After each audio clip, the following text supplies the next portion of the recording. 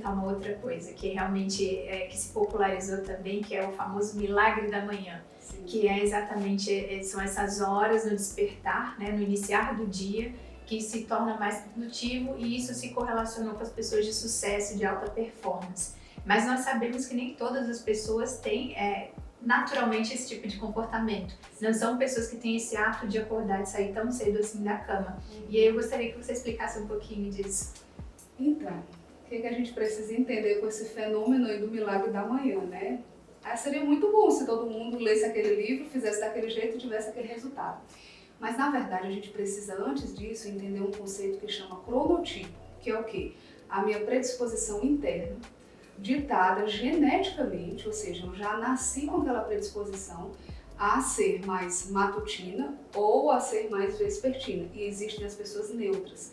Então, os matutinos são aqueles que gostam de acordar muito cedo, né? Começam o dia bem cedinho e terminam o dia ali 8, 9 horas da noite já diminuindo a sua energia. E os vespertinos são aquelas pessoas que preferem acordar mais tarde e dormir mais tarde. O grande desafio para o vespertino é a sociedade. Exato. O mundo funciona de 6 às 22 horas, normalmente, né? Tirando as grandes cidades.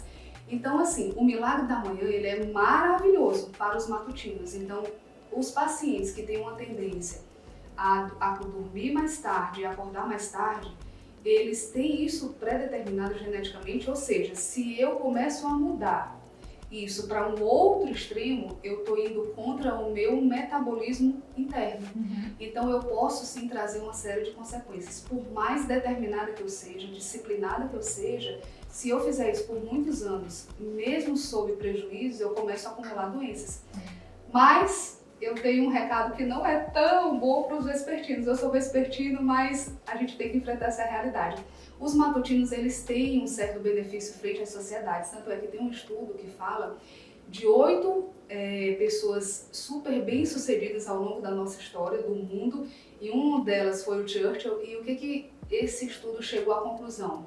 As 8 pessoas eram matutinas. Então, todos eles acordavam muito cedo. E eles dormiam muito cedo. E qual que é o benefício de ser assim?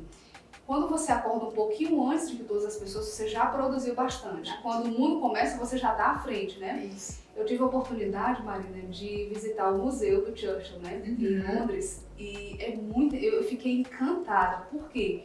Porque é um museu que é subterrâneo, né? Onde eles ficavam durante a Segunda Guerra Mundial. E em várias estações, eles tinham uma menção sobre o sono dele. Então tinha uma sala que era a sala da sesta, que era o sono que ele dormia depois do almoço, por mais ou menos uns 30 minutos, e quando você vai ouvir, a hora que você chega na sala, fala assim, shh, que era um alerta que ele dava para todo mundo ficar calado, porque ele tinha que dormir um pouquinho depois do almoço, e isso é bom, a gente pode dormir ali uns 30 minutos depois do almoço, e depois ele conseguia ir ali até umas 6, 7, 8 horas da noite. E ele acordava sempre às 4 da manhã. Então, os lugares mais importantes lá do Museu do Churchill são os lugares que ele dormia. Então, eu achei o máximo, porque ele, como um homem bem-sucedido, ele entendia a importância de dormir bem, respeitava isso, aí sim ele tinha uma alta performance. Isso é muito bacana. Isso é muito bacana. Uma outra coisa que eu queria perguntar, tem pessoas que têm o hábito de cochilar muito ao longo do dia, e é uma queixa também dos pacientes. Eu acabo dormindo durante o dia, chega à noite eu não tenho mais sono. E aí passa a noite acordada e começa a inverter esse padrão de sono. Então, cochilar várias vezes durante o dia é um indício de que a gente não está tendo uma noite de sono adequada e reparadora. Então, não devemos cochilar. Devemos, na verdade, entender por que essa noite não está sendo tão adequada. Mas, cochilar um pouquinho depois do almoço, isso coincide com uma queda da nossa temperatura interna, faz com que a gente recupere tudo isso e a gente siga bem o restante do dia. Então, é uma soneca. E soneca, por definição, é de no máximo 40 minutos. E existe um porquê. Porque o nosso sono ele é feito de ciclos. E cada ciclo, por exemplo, se eu tenho 8 horas de sono, eu tenho ali mais ou menos uns 6 ciclos. Cada ciclo ele dura mais ou menos 1h30. A soneca não é um pedaço de sono. Ela é só um descanso. Eu não preciso cumprir um ciclo de 1h30. Então é um soninho só depois do almoço, isso ajuda em alta performance. Mas dormir várias vezes ao longo do dia, primeiro é sinal de uma má qualidade do sono Segundo, isso repercute em uma má qualidade do sono na noite seguinte, Sim. né? Você Então, falou de uma outra coisa importante, que são os ciclos do sono. E até por isso que é importante explicar para as pessoas, porque existem uns sonos e ciclos diferentes, como o sono REM, né? Que as pessoas falam muito, se fala muito a respeito disso, mas eu vejo que as pessoas não conseguem realmente compreender o que isso significa. E a importância desses ciclos ao longo da noite. Então, nós falamos aqui do porquê que a gente tem que respeitar o número de horas de sono. O nosso sono ele é feito em blocos, existem vários ciclos, normalmente 6 durante a noite em média. Dentro de cada bloco existem várias subfases. E aí a fase mais superficial, a gente está em vigília, a gente começa a dormir na vigília relaxada, tanto é que no eletroencefalograma as ondas chamam ondas alfas, né? Quando você começa a entrar em alfa, e aí a gente entra na fase N1 do sono, depois N2, depois N3, depois a fase REM. Vale salientar, eu acho que esse é o ponto mais importante, que a fase N3 e a fase REM, que são as fases do sono mais profundo, são as fases responsáveis por tudo isso que nós conversamos. Limpeza cerebral, organização do nosso metabolismo interno e por aí vai. Então, se eu durmo só um pouco, provavelmente eu vou ter pequeno percentual dessas fases profundas. Então, eu não vou ter o benefício do sono. Ou, se eu durmo muitas horas, mas eu tenho uma noite de sono muito picada, muito interrompida, muito fragmentada, né, como a gente chama na medicina do sono, provavelmente eu vou dormir a hora que eu estou aprofundando o sono, por exemplo, quem ronca, né? E o ronco muitas vezes é um sinal de uma doença que é a apneia do sono, a gente pode falar sobre isso daqui a pouco, então eu ronco, aí eu tenho que respirar, porque o nosso organismo tem toda uma dinâmica para me proteger disso, e a hora que eu respiro, eu superficializo o sono. Então, se eu tenho um sono muito fragmentado, provavelmente eu vou ficar a maior parte da noite do sono no sono superficial. Então é aquele paciente que fala assim: não, doutor, eu vim aqui porque foi a minha esposa que me trouxe aqui, mas eu durmo super bem. Onde eu chego, eu durmo. Olha, eu durmo 10 horas por noite, eu durmo 12 horas por noite, mas na verdade eu não dormo bem. Exato. É um sono de má qualidade, porque é um sono fragmentado e principalmente concentrado nessas fases mais superficiais do sono. Então a gente precisa ir em todas as fases e fazer isso é cíclico, né? Fazer vários ciclos de todas essas fases. Aí esse sim é um sono de qualidade. Você tocou num aspecto importante, que é a apneia do sono, que se tornou mais popular, as pessoas passaram a ter mais consciência a respeito da doença, né? E um dos impactos, e as pessoas se tornaram também mais familiarizadas com o uso do CPAP. E uma das coisas que os pacientes sempre relatam é exatamente o que você acabou de falar. Quando eles passam a usar o CPAP, eles dormem menos, porque o sono é melhor. Então eu queria que você explicasse também um pouquinho a respeito da apneia do sono, porque as pessoas acham que dormir mal é só quando existe a apneia do sono. Na verdade, é um dos aspectos ali que é avaliado, né? Então, a apneia do sono, na verdade, hoje nos Estados Unidos ela já é considerada uma doença de saúde pública. Então, os Estados Unidos eles já preocupam com diabetes, a obesidade, hipertensão e a apneia do sono. Exato. Né? Então, é um alerta que nós, Associação Brasileira do Sono, a gente vem reiteradamente fazendo, que até os médicos, eles sabem que precisam tratar a pressão alta, precisam tratar o diabetes, a arritmia, para não ter AVC, mas ainda pouco se fala sobre a apneia do sono, né? Então, o que é essa apneia do sono? Então, muitos pacientes perguntam assim: doutor, eu ronco, tem problema se você só ronca e não tem apneia? Não, é só um problema social, né? Porque vai viajar e tal, fica aquele incômodo. Mas, normalmente, o ronco, ele é um sintoma de uma doença, que é a síndrome da apneia hipopneia obstrutiva do sono. O que é isso? É quando a gente, por mais de 5 vezes em 1 hora, para de respirar, a oxigenação do nosso sangue cai. Aí os pacientes me perguntam: meu Deus, depois que eu estou entendendo isso aqui, eu não vou mais nem dormir, porque eu vou morrer, eu vou morrer asfixiado. Então não, a gente não vai passar por isso, porque o nosso cérebro, o nosso corpo, eles têm as estratégias de defesa, né?